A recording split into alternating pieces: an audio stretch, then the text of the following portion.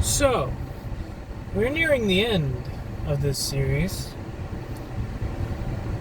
and hopefully nearing the end of summer, as it is 109 degrees outside today. But I digress. The Wizard, the second to last class, and the class that I played for about a year, maybe two, I have a pretty decent knowledge of. How would I fix the Wizard? Well, it's very simple. It's probably going to be the shortest video out of all of these. It's very simple. Wizard, their primary issue, I think, based on my own account, by other people's accounts, and by the notion of optimizers around the world, is that Wizard has too many options and everyone else has too few options. That's one. And number two, the options that the Wizard has access to are far better than any other option that most other classes get, outside of maybe the Druid, arguably. So, let's talk about that. What would I do to fix the Wizard? Well, number one, let's address the first issue here.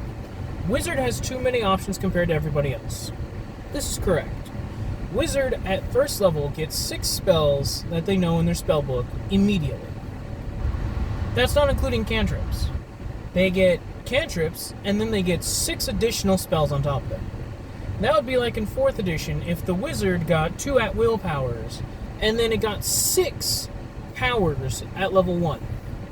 That would be insane. That would be way too many powers, way too many encounter powers, way too many daily powers, way too many everything. Way too many.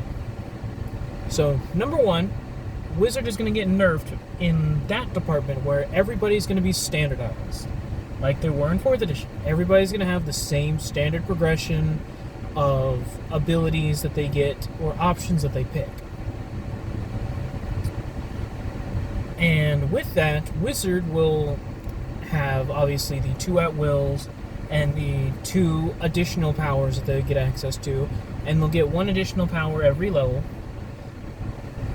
and that will be standard across every class. Now, that's a pretty easy thing to fix, as I have already stated that that is something I was going to fix with spellcasters to begin with. Number two, the issue is that their options are far better than any other class's options outside of other full casters, but even then, Wizard's selection of spells and their vastness of spells and their multiple applications are what cause Wizard to be so strong. They have the best damaging spells, the best control spells, the best summoning spells outside of conjure animals for like things like the Druid and the Ranger. They have access to Wish, the spell that could literally break the game, and others. They have the most vast collection and the most variety of spells available. So what do I plan to do? I plan on focusing the Wizard in. In 4th edition, they were known as a controller, and the controller specialized in moving people around, and they also had small amounts of area of effect, denial, and damage. Primarily, strikers were the single target damage dealers. Controllers were closer to the area of effect damage dealers. They didn't do well against single targets, as most of their spells would hit in an area and it would deal minimal damage compared to a striker who would be able to do more damage to a single target. But they were really good against minions. So if you had a boss that summoned a lot of skeletons or other such 1 hit point minions, Wizard or other controllers is kind of who you wanted. So what I plan to do is I plan to rein that idea of them being an area of effect specialist and really hone in on that, where a lot of their control spells will have nerfed. I don't want to say nerfed because that sounds like I'm purposely harping on the wizard, even though I am. Actually, no, you know what? I'm going to stick with it. I'm going to nerf the wizard by making it so that their control spells are less powerful, as in, instead of an area of effect stun, it's going to be like an area of effect slow. So, it's less prominent. And with that, they're also going to have all of their area of effect damage lowered, so they're not the de facto best damage dealer in the game. Because a wizard being able to out-damage a martial character is stupid and makes them feel invalidated, and a character that is labeled as a controller should not be dealing the most damage.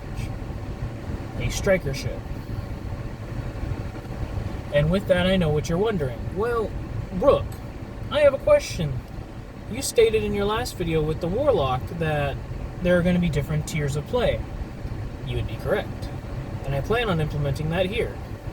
So problem number 3 that I have with the Wizard is their severe lack of features. Their lack of core features outside of their spells.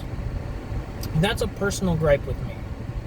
As someone who has played a lot of martial classes, who often get a lot of features, although half of them are traps, like extra attack and unarmored defense. Though most of them are traps, they are still features nonetheless, and I feel good getting to a level knowing that I'll have something. With the wizard, all you get is 2 more spells. But even then, you can only prepare so many. So with the system of you just gain access to spells, and you have to pick from a list, and that is the list you have until you level up, or until your DM decides to be nice and let you respec. How am I going to do subclasses? Well, subclasses are going to be worked into the different tiers. The 1st through 5th level tier, the 6th through 10th level tier, the 11th through 15th tier, and the 16th through 20th tier. They're going to be spread out, and they're going to affect you in different ways.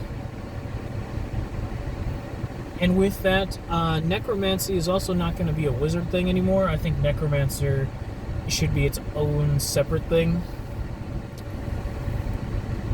So with that, I'll probably just have some credits, because there was actually a very good Necromancer class made in the 4th edition Discord server that I will possibly be using. I don't know yet. But Wizard, honestly, has the most amount of work that needs to get done with it, but it's also the simplest to change due to the fact that I've already established what the changes for everybody's going to be, and that affects the Wizard most prominently, as it addresses a lot of the issues that Wizard has right now. The abundance of options and the power of the options. So with those two already taken care of, there isn't a lot that you need to take into account, other than the lackluster class features. But, like I said, this would be a short one. I've already kind of established what I'm going to do with Wizard, with the other classes. It's not going to change anytime soon. But yeah. Tune in next time when we get to the final class, the class that I have the least experience with, the Artificer.